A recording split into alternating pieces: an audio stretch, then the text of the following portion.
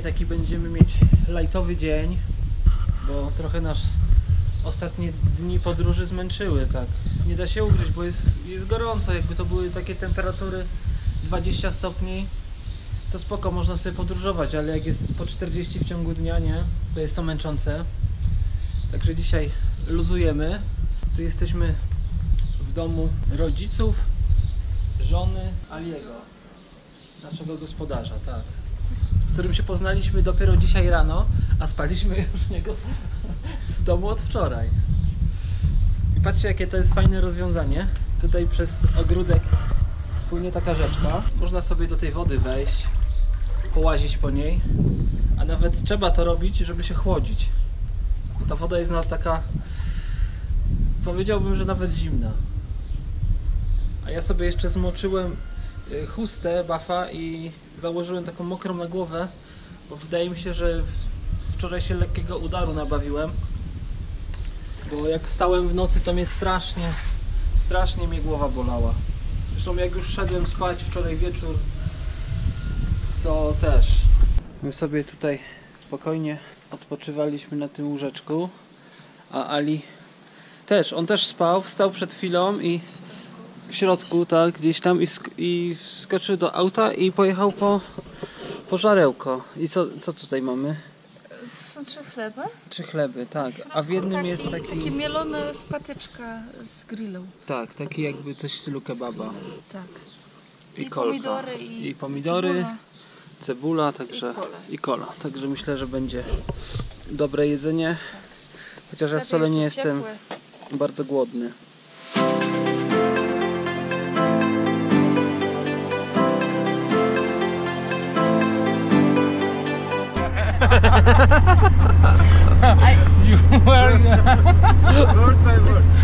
I work for a company which has software. Are you married or no? My friend. What is your job? My job is system administrator. System? Administrator, like network administrator, internet. Ah yes, internet. Yes. IT. In Holland? No, in Poland. In Poland.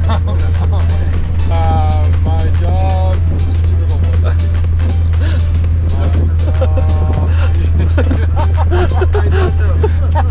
Customer. Customer in air condition system.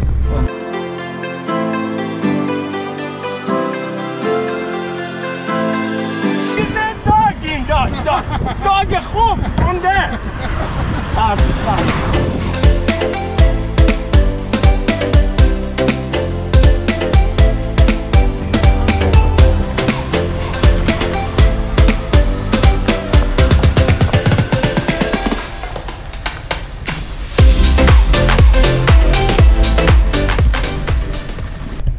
Idziemy zobaczyć wioskę zoroastriańską. To jest taka religia, która na tych terenach funkcjonowała przed islamem, czyli taka przedreligia, można powiedzieć. Tak jak u nas w Polsce też były religie przed przyjęciem chrześcijaństwa, mieliśmy własne religie słowiańskie, no więc tutaj rozwijał się, istniał zoroastrianizm.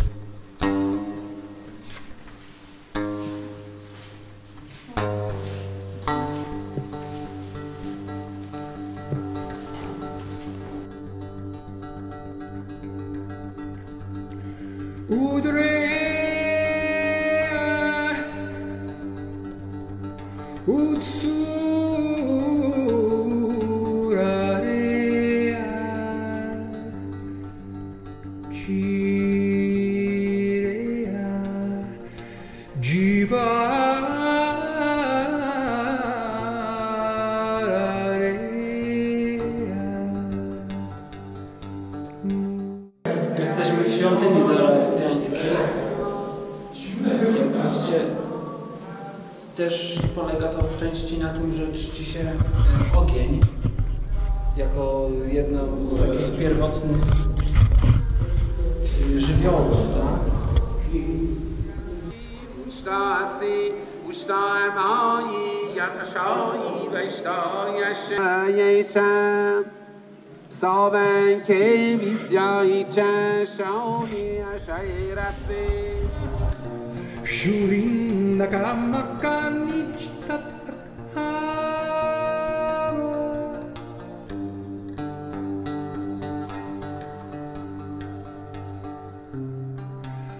Ankita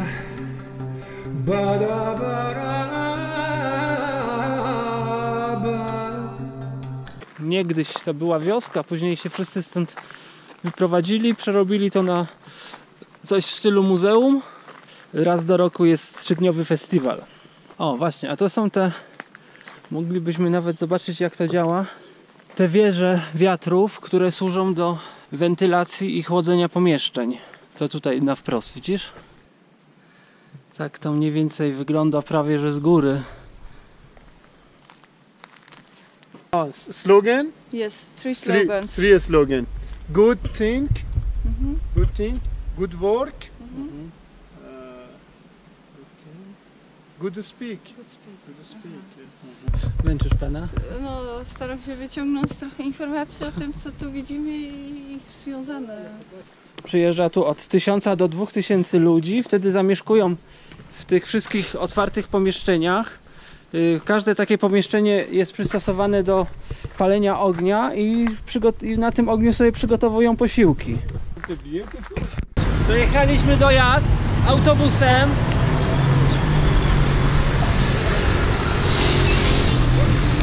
Z Mechris. Nie wiem ile jechaliśmy, ale szybko. Pół godziny pewnie, tak jak... Patrzcie się, sakwiarz jest. Tutaj wszyscy są sakwiarzami prawie. Dochodzi 12 i jakoś bardzo dzisiaj nie jest gorąco. Przynajmniej Nie jest najgorzej, ale jest dużo pyłu. jest dużo pyłu, tak, bo wieje dzisiaj wiatr. I widać nad pustyni, że tak unosi powietrze unosi piasek, taki pył. W Iranie w zasadzie bardzo na każdej ulicy co 100, czy tam może nie co 100, ale co pół kilometra jest takie coś, gdzie można nabrać chłodnej wody pitnej. To jest schłodzone. To nie jest schłodzone, tak. Po prostu z góry, ale schłodzone. Akurat ta woda nie jest bardzo schłodzona, ale są takie miejsca, gdzie się bierze ją bardzo zimną, taką praktycznie lodowatą. Już mamy blisko, to widać tą górę z przekaźnikiem. Tam będą te wieże milczeń. Moglibyśmy jeszcze tu czekać na jakiś autobus, ale nie wiem kiedy przyjedzie, a stąd jest naprawdę blisko, więc się przejdziemy. A teraz nas podrzucił gość jeszcze autobusem, który skręcał tam w tamtą przeczniczkę i zupełnie nas wysadził przed skrzyżowaniem i nie chciał pieniędzy, więc spoko. Chciał nam tego podwieźć do tego Tak. przystanku, żebyśmy dalej pojechali autobusem. Jutro pojedziemy do Persepolis. no gdzieś tam blisko, do Tak. jakiejś wioski, 10 km chyba od Obok. Persepolis. I mamy już tam potwierdzony nocleg nawet, tak? Nawet załatwiony, potwierdzony, mamy numer telefonu. I to było załatwione na tej zasadzie, że ty napisałaś otwarty post na Couchsurfingu, tak? Tak, jedziemy do Jazda, Z Jazda Shiraza do Shiraz. i chcemy zobaczyć Shiraz i Persepolis i szukamy na 2 nocy. Noclegu. Zgłosiło się parę ludzi. Tak, Tam nawet więcej było takich konkretnych no zaproszeń. Kilka ludzi nas kilka zaproszeń zaprosiło. od ludzi i jeszcze kilka takich ofert od Komercyjnych takich, przewodników co? i innych, którzy nie powinni tego robić na Couchsurfingu. Tak, i nawet jedna była taka, że ktoś sobie nie zadał trudu tam napisać tam twoje imię, tylko po prostu drogi podróżniku czy coś takiego, Tak. nie? Tak. Widzicie, turystów za dużo nie ma. Są tylko 3 samochody. Jesteśmy na terenie. Czeka nas trochę teraz spinaczki do góry i na dół, ale jeszcze wam pokażę toalety. Patrzcie się, jakie są wypaśne. tutaj. Normalnie. Ja chyba później sobie włosy umyję, bo jakieś takie mam od tego wiatru sterczące. No i widzicie, standardzik jest dobry. Jest nawet toaleta europejska. Ale same europejskie zwariowały? Nie, jest jedna zwykła. I to jest o wiele lepsze w obsłudze, bo nie trzeba używać papieru toaletowego. Załatwiasz sprawę, później bierzesz ten wężyk. Przepraszam, włączasz wodę, myjesz, spłukujesz i tyle, nie? I higiena jest lepsza niż rozcieranie papierem. Ja sobie założyłem mokrego bafa na głowę, bo teraz będziemy się poruszać tylko po otwartym terenie. Słońce jest centralnie nad nami, więc dużo ciepła, dużo promieniowania będzie trafiać w głowę, więc to mnie trochę ochroni przed przegrzaniem głowy. Torenda ma chustę, więc już ma jakąś ochronę zapewnioną. Jesteśmy, widzicie, wewnątrz jednego z budynków, ale niestety jest już trochę rozwalony. Przynajmniej konstrukcja dachu się zniszczyła. Widzicie, że ściany gliniano, kamień, glina zmieszana ze słomą. Tak to sypie się. No ale niestety sam dach, ta kopuła z cegły tutaj się zniszczyła. Wszystko to spadło, że była za słabo zrobiona.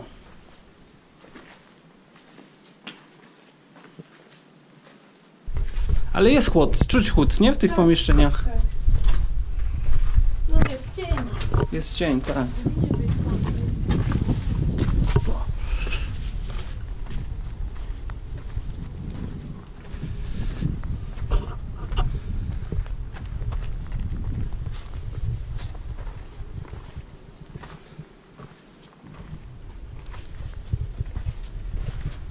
Tutaj pewnie palono ogniska. Wszystko jest czarne. Okopcone. Tak.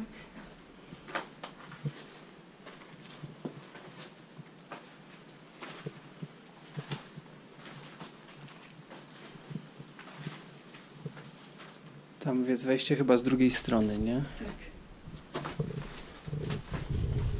Mhm. To już chyba budynek był przerabiany, bo widzicie, są kable. Tu ktoś chciał zrobić nawet chyba gniazdka elektryczne. Może to jest zupełnie nowy budynek, albo tylko został odnawiany.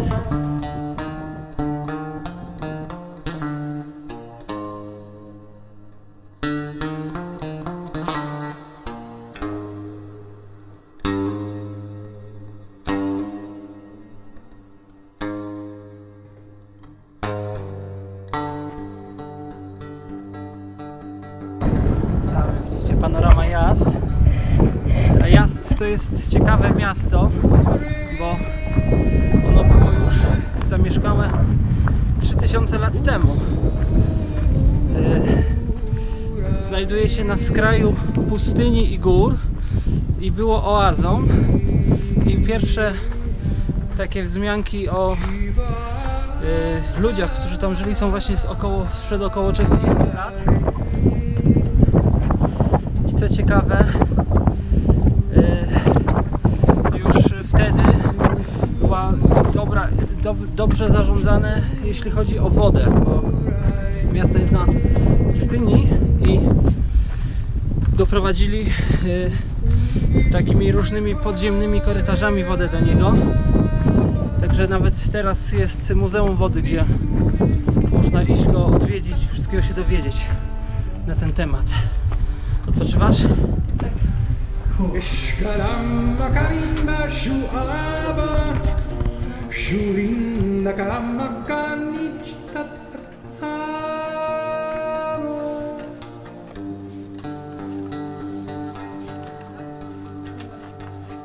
Hello. Ankita badabaraba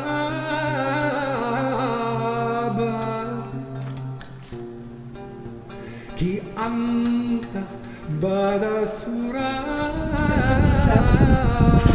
Tutaj takie gąbki złącowe. Uwaga na głowę, tak. No.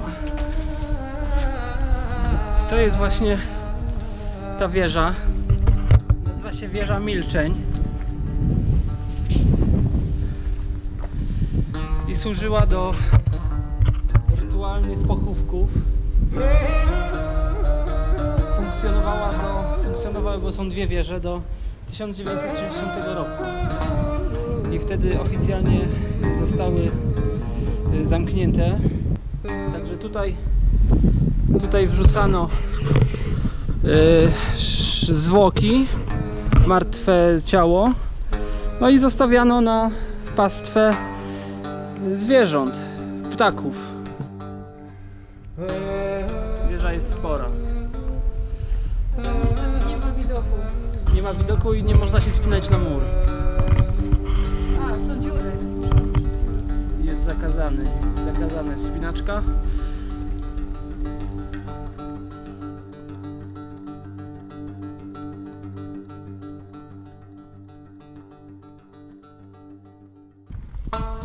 Na dół będzie łatwiej. Dobrze, że sobie zrobiłem ten patent z tą zimną, zmoczoną wodą chustką na głowie, bo ona już co prawda wyschła, no jeszcze częściowo jest wilgotna, ale nie czuję, że jakiegoś takiego nagrzania. Jak już wcześniej wspominałem, zoroastrianizm to religia, która się rozwijała na tych terenach przed czasami, gdy pojawił się tutaj islam, a islam został narzucony tutaj. Historia jest taka, że na Iran, czy tam na Persję napadli, był najazd arabski i siłą ludzie byli konwertowani na islam. Do jazdu uciekali Zoroastrianie. No i wiadomo, byli prześladowani, ale przetrwała do tej pory. Są takie 3 główne ośrodki na świecie. Jest to właśnie Yazd w Iranie, w Bombaj w Indiach i jeszcze jedno miasto, ale nie pamiętam gdzie. Gdzie Zoroastrianie jeszcze żyją teraz współcześnie. Pamiętasz? No, sprawdzimy to później powiemy. Albo pojawi się taki mały napis. Czuję ciepło. Dzisiaj trzeba wody napić. Wodę znalazłam. Wodę znalazłaś? Tak, i właśnie się zastanawiam, czy pić ją tak, bo prawdopodobnie uwejdzie wszystkie bakterie, albo może zrobić herbatę, bo jest bardzo ciepła. I mam herbatę, którą znaleźliśmy gdzieś pod wiaduktem.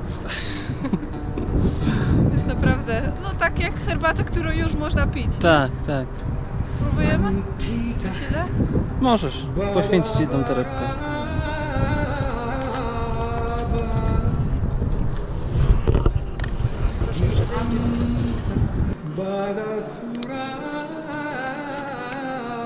To tam może urwij ten. To zakręcić po prostu tak. I ją obróć do góry nogami. I tylko zakręć dobrze. To jeszcze nie działa.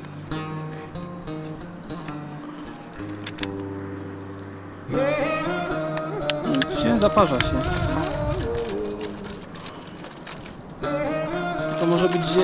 Zostawimy chwilę, Zostawimy, jak zejdziemy, to tak. można wypić. Tylko dobrze niech stoi na słońcu. Wrócimy za parę minut i zobaczymy. A idziemy do tej wieży. No, zaparzyła się troszeczkę herbata. Zwłaszcza tam, gdzie torebka były.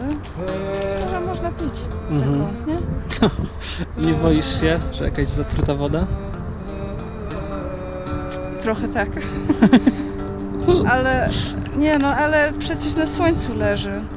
Zwłaszcza jak się nie ma, jak się zbiera gdzieś wodę i nie ma filtrów żadnych, to najlepszy sposób jest położenie butelki na słońcu, żeby... Ultrafiolet? Tak, żeby ultrafiolet zabijało wszystko. Powinno być w porządku.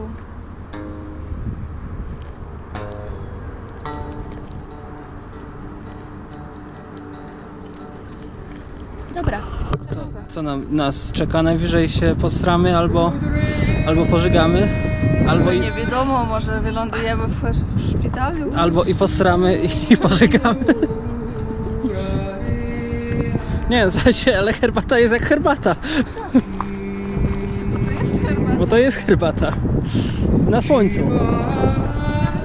Dobra, bo jak się parzy herbatę z bardzo gorącej wody, to ten jest taki posmak taki gorzki, a tego teraz nie ma. Tylko kwestia, czemu mówimy, czy się posramy albo pożygamy, kwestia jest w tym, że tą wodę tutaj znaleźliśmy, więc nie wiemy, co to jest za woda, czy ją ktoś tu zostawił, zapomniał o niej, czy zgubił, czy zgubił. Chyba nikt nie zostawi specjalnie za tą wodę. Chyba nie. Jak wierzę mieć. To się okaże, to się okaże. No i właśnie będziemy wychodzić. Wycieczkę można uznać za bardzo udaną. Chociaż trochę ciepło. O, i właśnie to jest to logo, nie? Zoroastrianizmu, jeśli dobrze to wymawiam. Tak. Wczoraj ten pan wyjaśnił trochę, dlaczego jest takie logo. Nie wszystko niestety pamiętam, ale powiedział, że tutaj na tych skrzydłach są 3 takie warstwy. Te symbolizują 3 podstawy zoroastrianizmu, to znaczy dobre myśli, dobre czyny i dobra mowa.